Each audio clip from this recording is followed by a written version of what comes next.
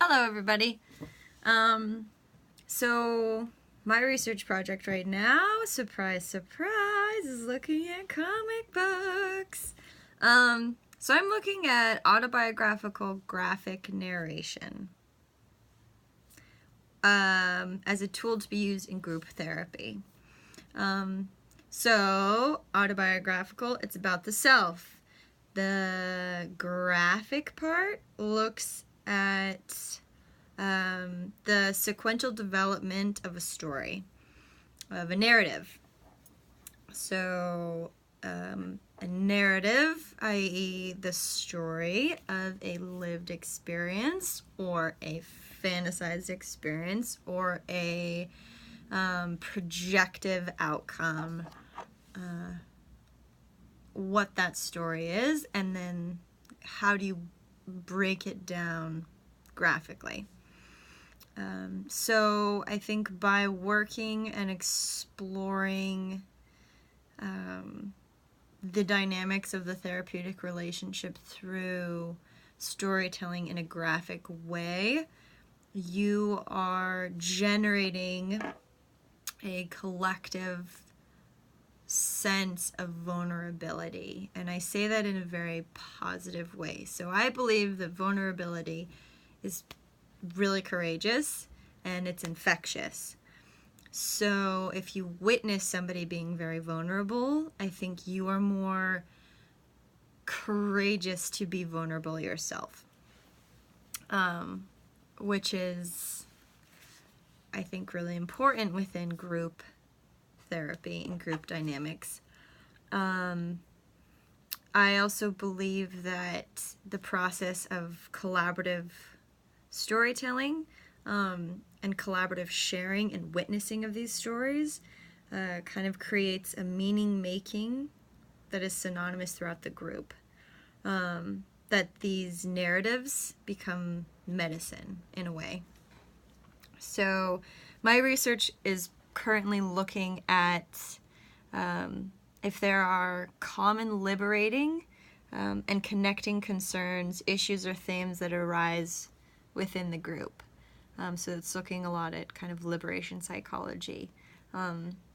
Let the research generate what is being researched. And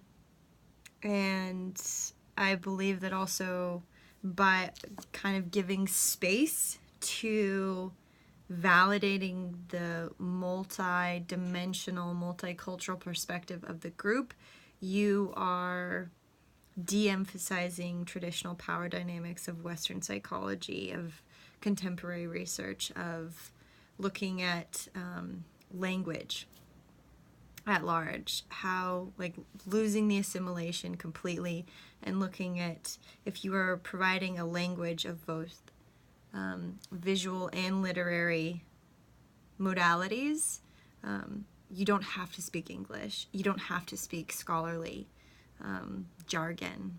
You can just be, and that in itself is enough. And it's valid to the research at large.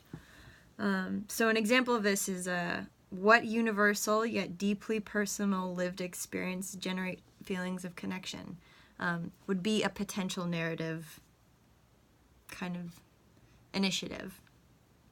Are those lived experiences, these points of intersection from people from two totally separate worlds or contexts? You know, are they magnetism?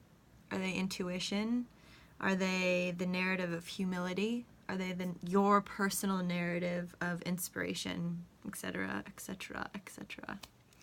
I also believe that in a really important thing in this research that I'm trying to figure out is how to, the traditional power dynamic I think in group is you have a facilitator and then you have your participants.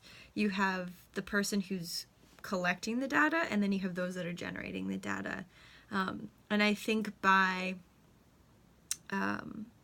giving the power as a facilitator of the research, you know, this idea of holding space, of holding an empathic potential for somebody to connect with, I as a facilitator, as a singular person who's doing that, you're already holding the power. So giving that power back to somebody. So giving the collaborative keys to the castle back to those who are participating in the research, I think is really interesting. And so through the collaborative creation of these narratives, you're generating this critical participatory research, not as the researcher with those that you're studying, but as co-researchers. So you may be you're involved in it, you know. You're not the one sitting there just collecting data, you're involved in it. Okay, next page.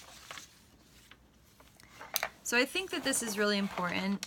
This research is super important because these comics, these graphic narratives at the end of it, they're primary accounts. And after reading through the Levy book, it's so much about first-hand accounts to research, you know, not only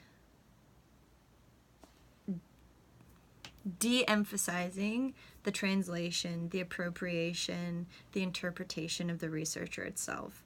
And I think if you have these raw narratives, these first-hand narratives, you don't have to interpret them. You don't have to change the language of them because you have the literary and whatever gaps there may be in that actual language, it will be filled in by the visual narrative. And also because you're collaborating or you're having pairs that are doing this within the group setting, that there's a little sense of accountability from the pairs working together, the individuals working together, that help to kind of, does this make sense? No, that doesn't make sense. Okay, how would I work that out? Does this make sense? No. Okay, how does that work it out? So it's like you're accountably holding the truth for one another. So where this is all taking place is this residency. It's this workshop in Poland this summer. It's hosted by an organization called The Palace. They're based out of Berlin, and they look at, they're kind of an entrepreneurial aid for emerging artists that are critically conscious and looking at humanitarian rights and social activism. So it's a bunch of crazy artists that are drinking the Kool-Aid that we're all part of it. I'm just given the opportunity to see what comes out of it. So I guess the design for my research is looking at this guy named Kip Jones. He's a narrative researcher. He had this idea of what's called the visual perspective and the narrative perspective, which looks at, it's kind of a qualitative interview process where this will be broken down in 3 steps. So the first step of the research, it's going to be a 3-part research, each in 45 to 60 minute segments. First segment will be kind of including a lot of Jacob Moreno's psychodramatic techniques, so looking at embodying, looking at, it's called the ABCs of psychodrama, so tapping or helping people kind of get more fluid in their affect, in their behaviors, in their cognition, so looking at their perceptions, that obviously are going to be culturally divergent and culturally variant, and their spirituality. The second session, so there's actually no writing at all in the first session. It's just like about creating a trusting environment. Second session will be also 45 to 60 minutes. It's pairing up strangers and giving them, obviously, the time frame, 45 to 60 minutes, in which they are to find the intersecting lived experiences, and then whether that's a struggle with being an emerging artist, or a financial woes, or being female artists, or being queer artists, or being male artists or whatever it is, like, what is your point of intersection? And then breaking that down into 5 to 10 panel comic strips. So that's 5 boxes that create a narrative or 10 boxes that create a narrative. So it's very contained. It's simple, not a big deal. So that gives a little bit of room for what that's going to look like. The third session kind of talks about the data collection and my general conclusion of the research. It's all about the sharing or the witnessing aspects of this kind of, you're critically participating in research, and you should be aware of that, and you should be cognizant of that, and you should look at the data after you've collected it, and you should consensually be able to share that with other people. So I think that would be sharing and looking at others' narratives. It's also looking at your narrative from the perspective, your lived experience from the perspective of a witness and as an author or as a collaborator who's helped facilitate sharing and holding that space for somebody else exploring their narrative. And I guess the conclusion to all of this, or what's to come of the data, it's up to the palace.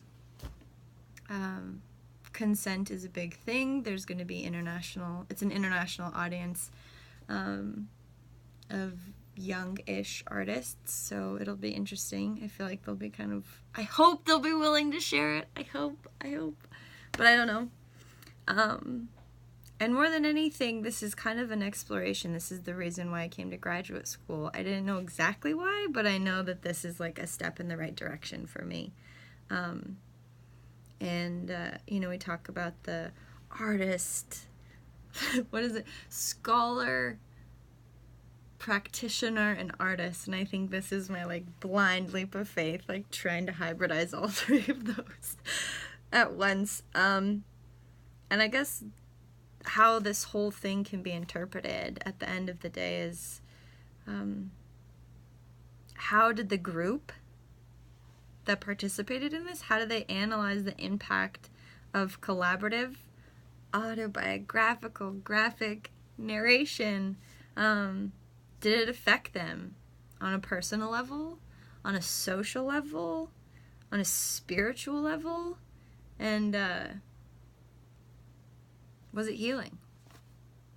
So, please let me know what you think. I am dying for your feedback because it's really happening, so I need help. Anywho, I'm grateful and appreciate you all.